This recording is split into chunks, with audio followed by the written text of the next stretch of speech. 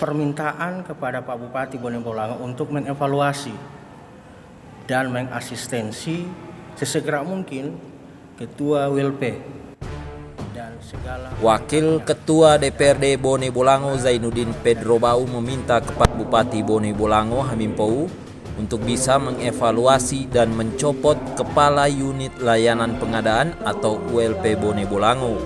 Hal tersebut disampaikannya dalam rapat paripurna DPRD Bone Bolango dalam rangka pembicaraan tingkat 2 terhadap Ranperda tentang Anggaran Pendapatan dan Belanja Daerah Kabupaten Bone Bolango tahun anggaran 2023 yang berlangsung di ruang sidang DPRD.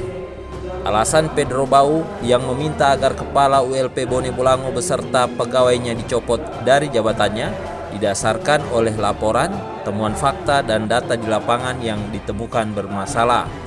Menurut Pedro, beberapa pekerjaan infrastruktur yang ditemukan di lapangan tidak selesai dikerjakan.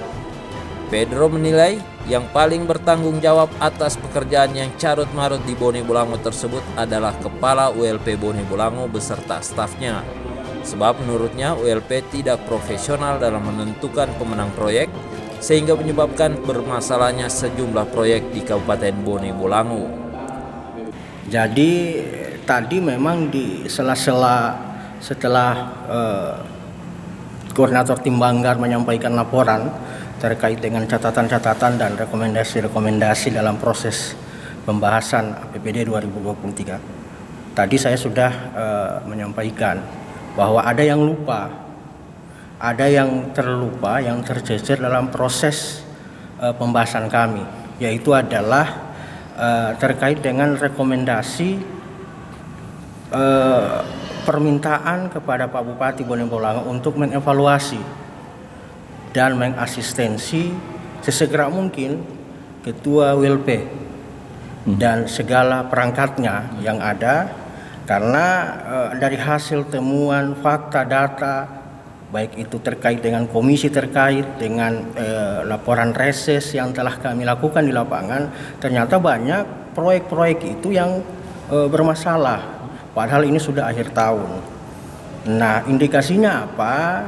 Berarti dalam proses pemilihan pemenang itu LPI ini tidak profesional.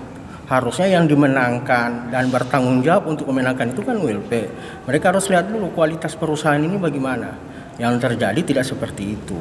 Sehingga karena ini tanggung jawab ULP, maka kami meminta kepada Pak Bupati untuk mengevaluasi dan kalau perlu mencopot ULP-nya karena dianggap tidak profesional. Karena kalau tidak, yang korban itu bukan hanya kepentingan rakyat, tetapi juga Pak Bupati, ada kami yang ada di masing-masing dapil dan dinas terkait.